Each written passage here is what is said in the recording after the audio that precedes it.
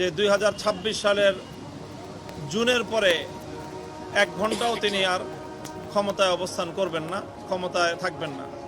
এর আগেই তিনি তার প্রক্রিয়া সম্পন্ন করে নির্বাচন দিবেন।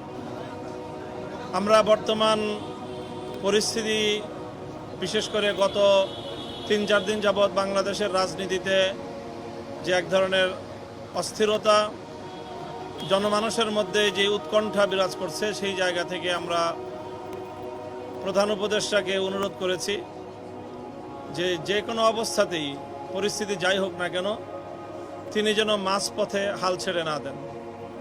প্রধান উপদেষ্টা আমাদেরকে এ ব্যাপারে আশ্বস্ত করেছেন যে আমরা যদি সকলে তাকে সহযোগিতা করি তাহলে তিনি চলমান এই যে সংস্কার প্রক্রিয়া, এই সংস্কার প্রক্রিয়ার একটি পর্যায়ে নিয়ে দেশ এবং জাতিকে একটি গন্তব্য পর্যন্ত পৌঁছে দিয়েই তিনি তার দায়িত্ব ক্ষান্ত করবেন এবং একটি সুন্দর, গ্রহণযোগ্য, জাতীয় এবং আন্তর্জাতিক পর্যায়ে সকলের কাছে গ্রহণযোগ্য একটি নির্বাচন জাতিকে তিনি উপহার দিতে চান এবং সেই নির্বাচনের জন্য তিনি তার সর্বোচ্চ যে সময়সীমা তিনি বলিষ্ঠভাবে, স্পষ্ট ভাষায় আমাদের সামনে ব্যক্ত করেছেন, কমিটমেন্ট করেছেন যে 2026 সালের জুনের পরে 1 ঘন্টাও তিনি আর ক্ষমতায় অবস্থান করবেন না, ক্ষমতায় থাকবেন না। এর আগেই তিনি তার প্রক্রিয়া সম্পন্ন করে নির্বাচন দিবেন। আমাদের পক্ষ থেকে আমরা 3টি বিষয়কে গুরুত্বের সাথে উপস্থাপন করেছি। একটি হলো যে চলমান সংস্কার প্রক্রিয়া, এটা এই পর্যন্ত আমরা বলেছি যে এখনো পর্যন্ত সরকারের পক্ষ থেকে সংস্কার কার্যক্রমের কাঙ্ক্ষিত মানের কোনো অগ্রগতি আমরা দেখতে পাইনি।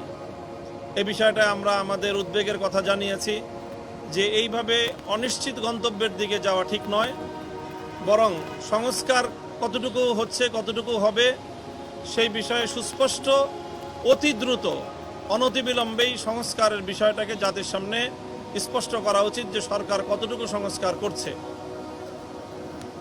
এরপরে হলো যে বিগত যে ফ্যাসিবাদী আমলে যেই হত্যাকাণ্ডগুলো সংগঠিত হয়েছে, শাপলা চত্বর থেকে নিয়ে শুরু করে জুলাই বিপ্লব পর্যন্ত, এই সকল হত্যাকাণ্ডের জন্য দায়ী প্রধান আসামিদেরকে, ফ্যাসিবাদী শেখ হাসিনা সহ তার প্রধান সহযোগীদের অন্তত নির্বাচনের আগে একটা নির্দিষ্ট একটা মেয়াদে, নির্দিষ্ট একটা উন্নতি, যেটাকে দৃশ্যমান একটা অগ্রগতি আমরা বলতে পারি, সেটা যেন সম্পন্ন হয়।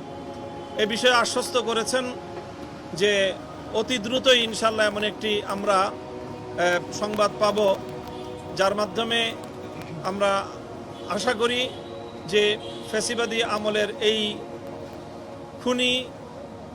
খুনি হত্যাকারীদের অন্তত 2-4টা মামলায়ও বিচার কার্যক্রম সম্পন্ন হবে এবং অনতিবিলম্বে তার ট্রায়াল শুরু হবে এবং সেই ট্রায়ালের মাধ্যমে সেই বিচার সম্পন্ন হবে।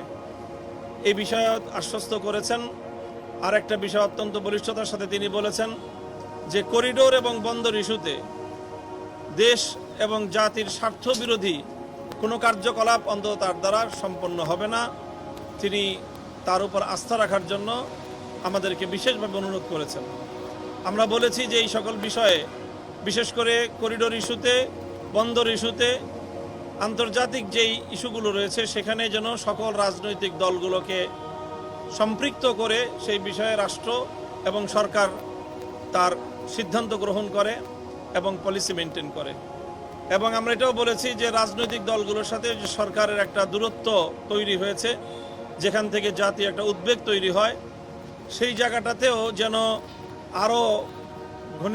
আরও বেশি পরিমাণ এবং আরও ঘন ঘন রাজনৈতিক দলগুলোর সাথে যেন প্রধান উপদেষ্টার সরাসরি অন্তর্ভুক্তিমূলক এরকম বৈঠক এবং আলাপ আলোচনা হতে পারে, সে বিষয়টাও তিনি বিশেষভাবে আন্তরিকতার সাথে নিয়েছেন।